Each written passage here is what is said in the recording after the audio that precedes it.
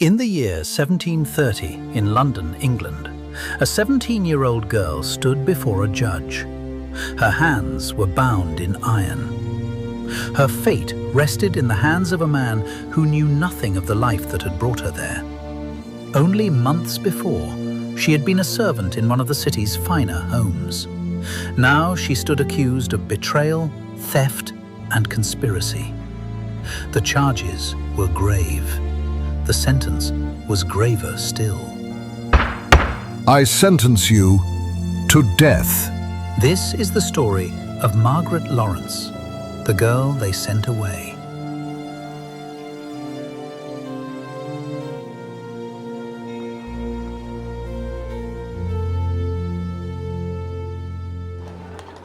In the spring of 1730, Margaret Lawrence was employed as a servant in the London home of a woman known simply as Mrs. Thorold. To many young women of the time, it was a position worth having. Domestic service offered food, a roof overhead, respectable employment, and, for a fortunate few, the possibility of a better future. But London was a city of staggering contrasts.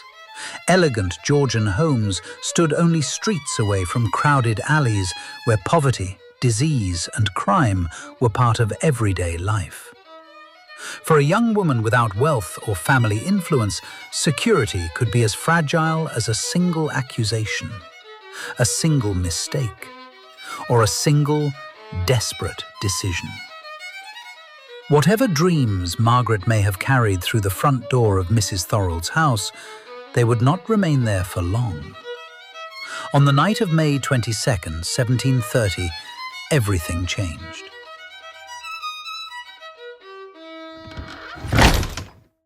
The streets of London were settling into darkness. Inside Mrs. Thorold's elegant home, the routines of the household had come to an end. Candles burned low, doors were locked. The servants prepared for another ordinary night. But according to the testimony that would later be heard in court, it was anything but ordinary. Sometime that evening, Margaret Lawrence returned to the house where she had once worked. She was not alone. With her was another former servant, Esther Morgan. The prosecution alleged the pair surprised the servants still inside the home. One witness, Betty Lloyd, later testified that she was overpowered and bound with her own garters while the house was searched. Another servant, Lucy Hart, was likewise restrained as room after room was entered. Then came the theft. Not a handful of coins, but the careful gathering of the very things that marked a household of wealth.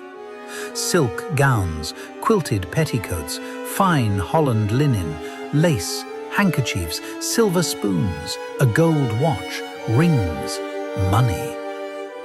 The indictment filled nearly an entire page with the properties said to have disappeared from Mrs. Thorold's home.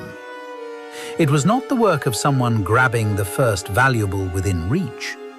Whoever committed the crime knew exactly what they were looking for.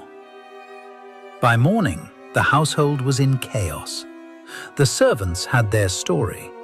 Mrs. Thorold had a list of missing possessions, and somewhere in London, someone was trying to turn those possessions into cash. It would not take long before investigators began following that trail, and it led them straight back to Margaret Lawrence.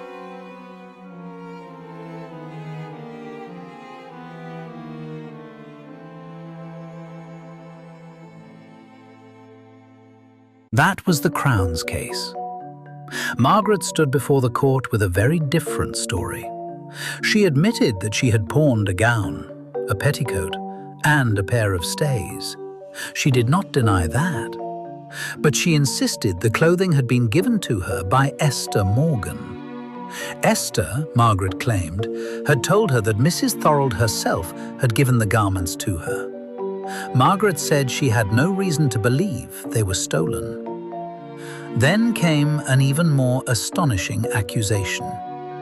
Margaret claimed the robbery had been planned not by herself, but by Esther Morgan, Betty Lloyd, and Lucy Hart. According to her defense, they had approached her several times beforehand, urging her to join them. She refused. When the robbery finally took place, Margaret claimed she had been drawn into events already in motion. She even insisted that Betty Lloyd had asked her to remove her garters, to bind her hands, so that Mrs. Thorold would have no reason to suspect she had willingly taken part. If Margaret was telling the truth, the scene inside the house had been carefully staged long before the authorities ever arrived. If she was lying, it was an extraordinary lie. Margaret admitted possessing only 3 of the stolen items: the gown, the petticoat, and the stays she had pawned. She claimed she knew of only 12 guineas taken by Esther Morgan and denied any knowledge of the rest. The prosecution saw things differently. A trail of stolen property, from the elegant rooms of Mrs. Thorold's house to London's pawnbrokers, led directly back to Margaret. The arresting constable testified that when he asked why she had robbed Mrs. Thorold, Margaret replied, "I did it not for want, but for spite."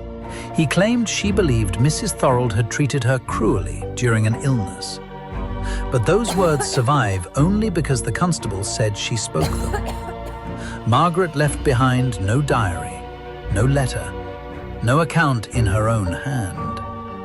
Whether she was the architect of the crime, an unwitting accomplice, or a frightened young servant trying desperately to save herself, is something history can no longer answer. The judge did.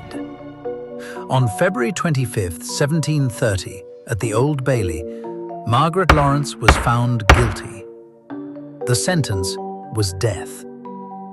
As she stood before the court, Margaret begged the judges to remember that she was a young woman and threw herself upon their mercy. The judge showed none. Margaret was to be sent to Newgate Prison, and from there to the place of execution.